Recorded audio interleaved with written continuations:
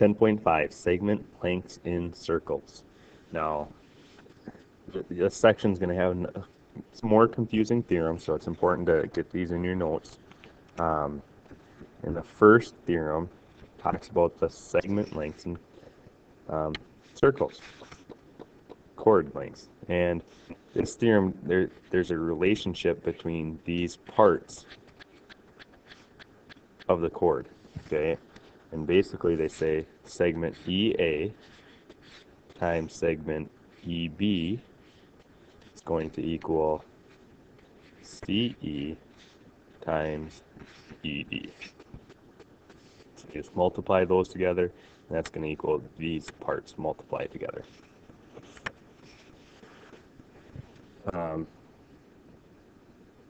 So, for example, in this one, 18 times x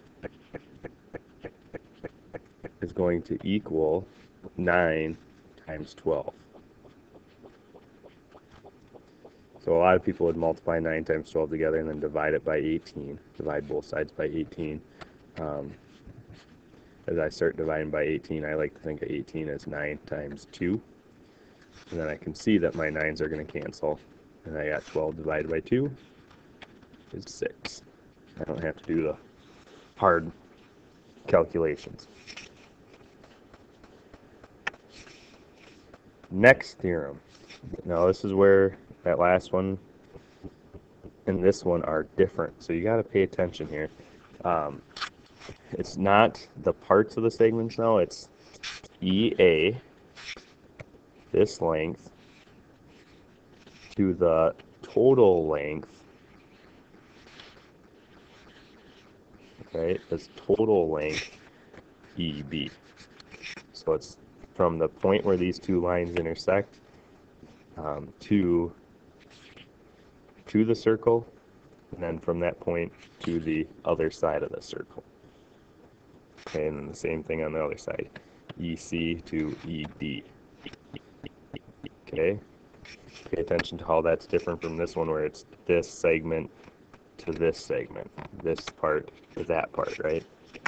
This is, it's like part to part, this one's like part to the whole length. And this is also the same as if you talk about a tangent and secant here, EA times itself. Because remember, it's like part to the whole. Well, this time the part and the whole are the same thing. So EA times itself. But then the other one is like the last theorem, EC to ED. The part times the whole length will equal that.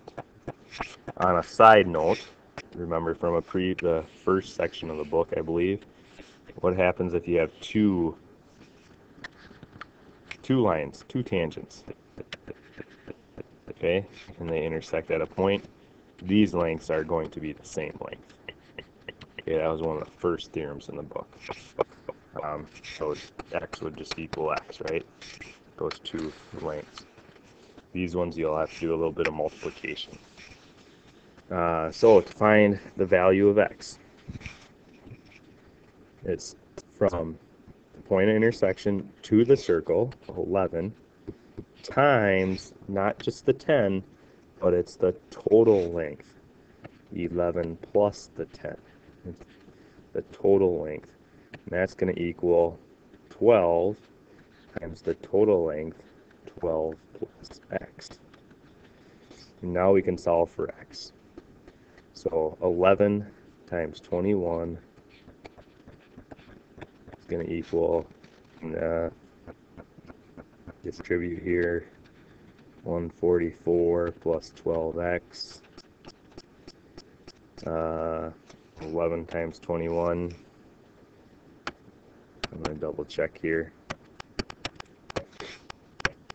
231.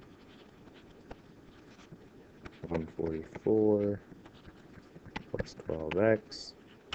Subtract 144 from both sides. 87 equals 12x. And divide it by 12.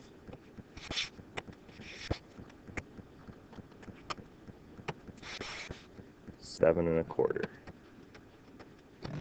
Okay, and then look, does your answer kind of make sense? Looks shorter than 12, I think. That's good.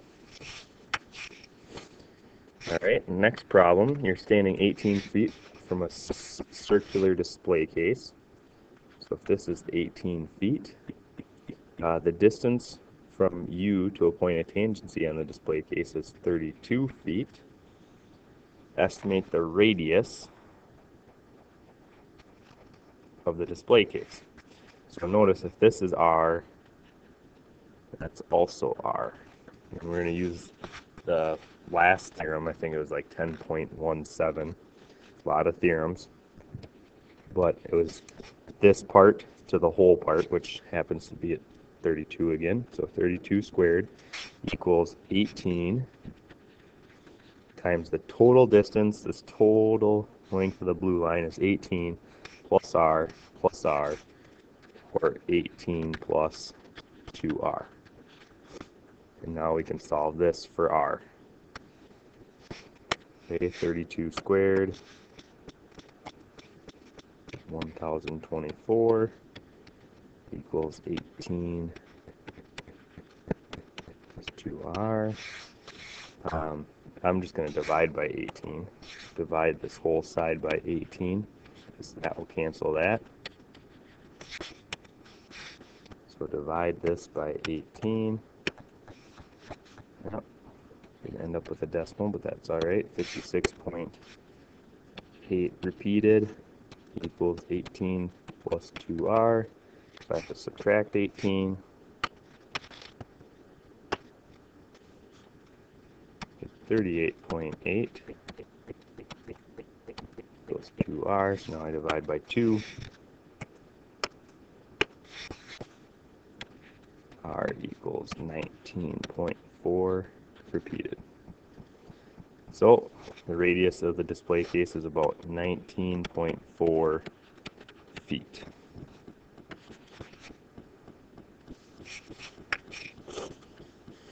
All right, this one gets a little interesting. Same setup as before. We're going to have 30 times 30, or 30 squared, equals x from here to here times the total distance, x plus 24. So 900 equals x squared plus 24x. And if you want to use the quadratic formula, you would subtract 900 and get it set equal to 0 first.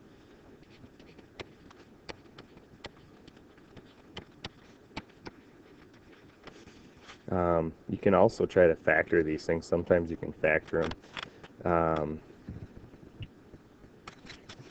And you need a negative. You need to differ by 24. So I'm just thinking of factors in 90. I'm going to pause it for a second and do a little work here to save you time. All right, so I listed some factors over here of 900. I was hoping I could factor because it's so much cleaner and easier than the quadratic formula. And listing them out, I finally got to 20 and 45. And I'd have to have a negative and a positive. And I was off by 25, differ of 25. So I was really close, but 21 doesn't go into 900. So I knew it wasn't going to be factorable. It's going to be a rational number, so irrational number. And so I used the quadratic formula. I had to use my calculator, put in opposite b plus or minus the square root of b squared minus 4ac all over 2a. If you need help on the quadratic formula, make sure you ask. Plugging it all in, simplifying it in the calculator. I do a lot of this step by step, but I'm using the calculator, but I just don't want to plug too much in because you need so many parentheses that way. And I got down to x equals 20.31. Notice I threw out the negative possibility because a negative minus negative, I'm going further negative, and x was going to have to be a positive number. So, we get that as an answer.